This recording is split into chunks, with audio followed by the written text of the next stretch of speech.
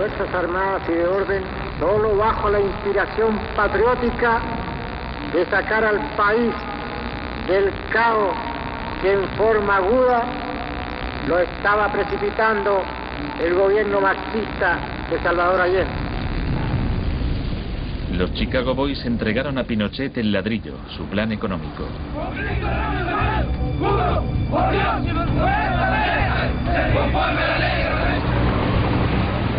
Los días siguientes, más de 13.000 opositores fueron detenidos y encarcelados.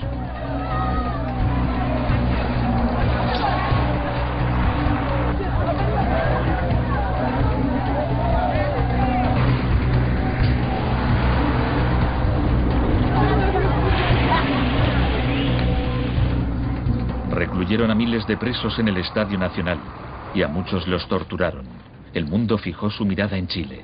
¿Cuántas personas?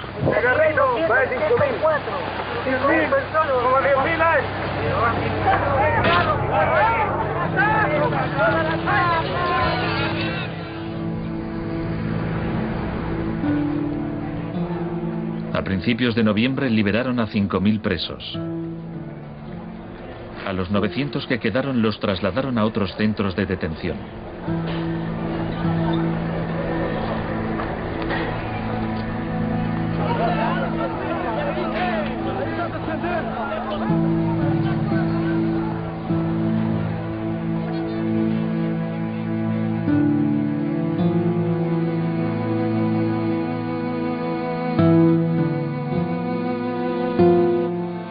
Menos de un mes después, la FIFA dejó a Chile jugar una eliminatoria para el Mundial de Fútbol en ese mismo estadio. Su rival, la Unión Soviética, se negó a jugar allí, así que se permitió a Chile marcar en portería vacía y clasificarse para el Mundial de 1974. Porque fueron tocando sin adversarios al otro lado. El shock económico. Aprovechando el estado de shock de la población, Pinochet impuso las medidas recomendadas por los Chicago Boys, suprimió el control de precios, privatizó empresas estatales, eliminó aranceles de importación y redujo el gasto público. Más tarde, Friedman reconoció abiertamente la importancia del experimento chileno. Se trataba del primer caso en que un avance hacia el comunismo daba paso a un avance hacia el libre mercado. No dio resultado. Al cabo de un año había una inflación del 375% anual, la más alta del mundo. Así que en marzo de 1975, Arnold Harberger y Milton Friedman volaron a Santiago. Empleó una expresión que nunca se había utilizado en el contexto de una crisis económica mundial. Exigió un tratamiento de shock. Dijo que él era como un médico que iba a ayudar a un país asolado por una epidemia y simplemente recetaba el remedio. Friedman escribió que el general Pinochet se mostraba receptivo a la idea de un tratamiento de shock, aunque era evidente que le preocupaba el paro temporal que podía causar.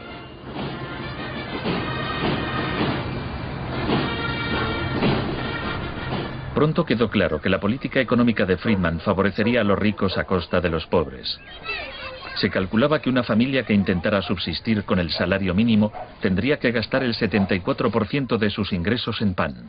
Viajar en autobús o beber leche se había convertido en un lujo.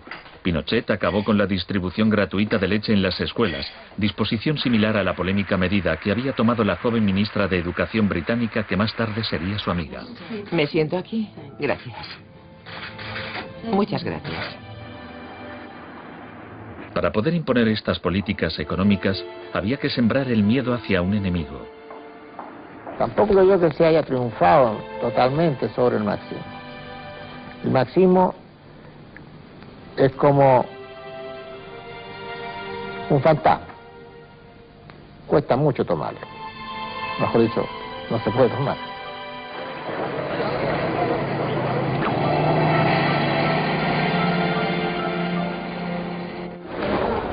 Según Friedman y Harberger, la economía de libre mercado era indisociable de la libertad y la democracia.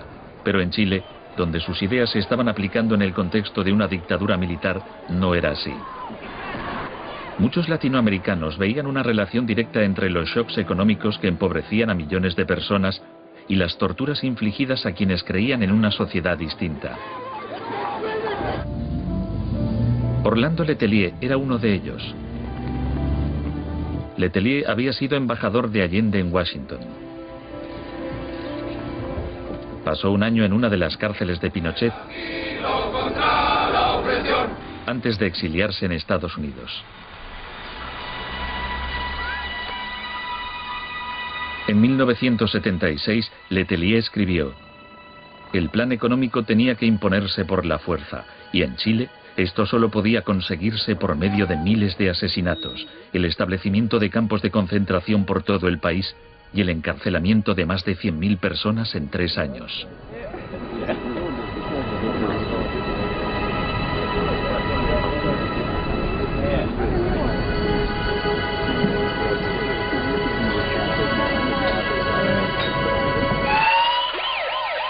Antes de que pasara un mes, Letelier murió en un atentado con coche bomba.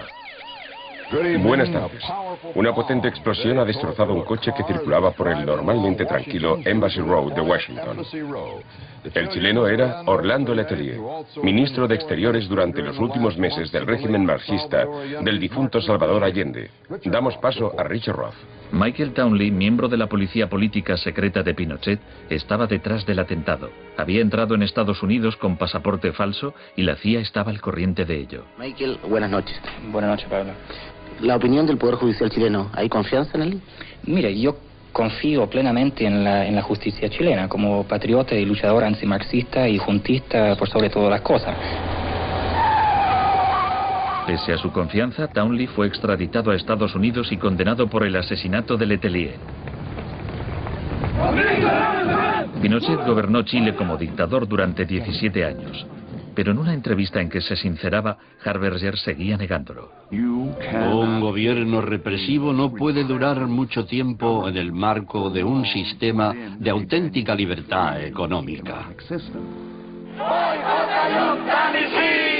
El año del asesinato de Orlando Letelier se le concedió a Friedman el Premio Nobel de Economía. Saben, tienen una idea totalmente deformada de lo que pasó. Les explicaré un par de cosas. En primer lugar, universidades chilenas me ofrecieron 2 títulos honoríficos antes de que yo viajara allí. Rehusé aceptarlos porque dichas universidades se financiaban en parte con fondos públicos y yo no quería dar en ningún caso la impresión de que apoyaba el régimen político de Chile. No soy representante de Chile, no soy asesor de Chile, ni tengo responsabilidades para con el gobierno de Chile.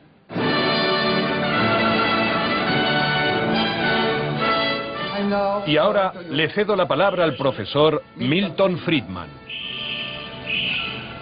Friedman, vete a casa. Friedman, vete a casa.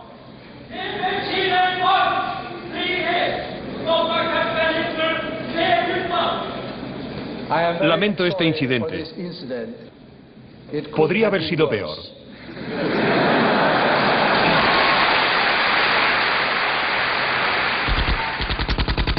La revolución se propaga. El propósito de la doctrina del shock es contar una historia alternativa de cómo esa oleada salvaje de capitalismo puro e incontrolado que estamos viviendo llegó a dominar el mundo. Chile no fue el único país de Sudamérica que adoptó las políticas de la Escuela de Chicago. Los seguidores de Friedman ocupaban cargos clave en Brasil y asesoraban el gobierno de Uruguay. Entonces, el 24 de marzo de 1976, un golpe militar derrocó al gobierno de Isabel Perón en Argentina. Una junta de 3 generales tomó el poder bajo el mando del general Videla. Los Chicago Boys accedieron a puestos económicos relevantes en el gobierno militar. Aprovecharon la oportunidad para introducir importantes reformas económicas y sociales. Un año después del golpe, los sueldos habían perdido el 40% de su valor, se cerraban fábricas y la pobreza se disparó. Como en Chile, hubo que aterrorizar al pueblo para que aceptara estas medidas económicas. Videla aprendió de la experiencia de Pinochet. Adoptó la táctica de hacer desaparecer personas. Para equilibrar el terror público y privado, llevaban a cabo los secuestros en plena luz del día y después siempre podían negarlos. Fue necesario cumplimiento de la misión que la nación le tiene asignada, articular la defensa de la sociedad argentina. Las reglas de esta guerra no convencional, que no buscamos ni provocamos, son distintas. Muchas de las técnicas empleadas por los militares chilenos y argentinos las habían aprendido en la Escuela de las Américas dirigida por Estados Unidos. Enseñaban técnicas de tortura. Violar a la víctima, desnudarla, herirla con objetos punzantes, romperle extremidades, sacarle los ojos, marcarla a fuego. En Latinoamérica hay regímenes que violan hoy en día los derechos humanos. Practican asesinatos políticos, torturas, deportaciones, encarcelamientos sin juicio, que son técnicas aprendidas en este centro. Quizás sea así. Si me dice que lo que enseñamos aquí se ha llevado a la práctica, no se lo negaré. El uso de la tortura contra un soldado enemigo conocido para obtener algún tipo de ventaja militar me parece justificable y acertado. Ir más allá, utilizar las técnicas de tortura solo para intimidar a la gente, es un grave error, poco ético e inmoral. Pero en Argentina y Chile estas técnicas no solo se emplearon con soldados o terroristas, sino con estudiantes y sindicalistas, con todo aquel que se opusiera a la política de libre mercado del régimen.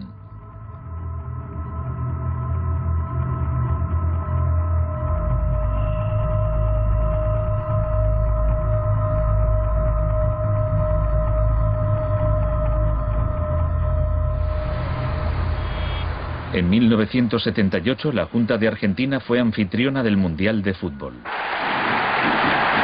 La final se jugó en un estadio que estaba aproximadamente a 1 kilómetro del mayor centro de detención del país, donde había miles de presos en cámaras de tortura. Decir que con los goles, con el grito de gol, se tapaba la voz de los secuestrados, los gritos de los secuestrados, era una realidad.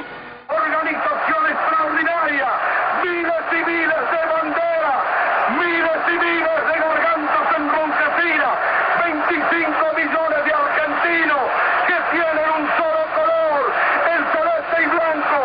El fútbol ha hecho el milagro del país, de este maíz maravilloso que nos siguen atacando a aquellos que... Argentina llevó su régimen de terror un paso más lejos que Chile. Entre los desaparecidos había cientos de mujeres embarazadas a quienes les permitieron dar a luz antes de asesinarlas. De todas aquellas mujeres que estaban embarazadas, les permitieron tener a sus hijos para una vez que nacieran sacárselos. Y eso sucedió con 500. Yo soy uno de esos 500. Esos niños, muchos de los cuales fueron criados por familias afines al ejército, eran un escalofriante recordatorio del proyecto de la Junta de rehacer toda la sociedad.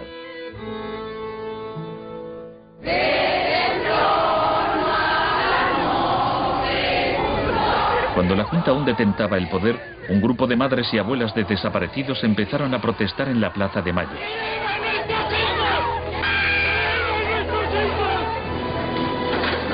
Como detectives buscaron a los niños perdidos.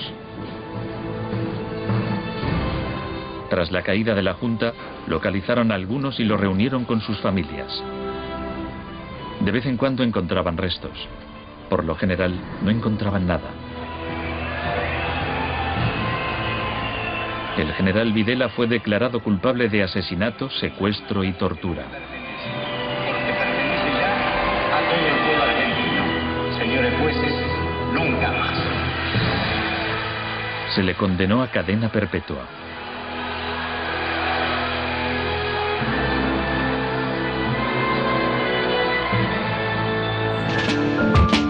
Para comunicarse con la producción de Diálogo Integral, escríbanos a la dirección que aparece en pantalla.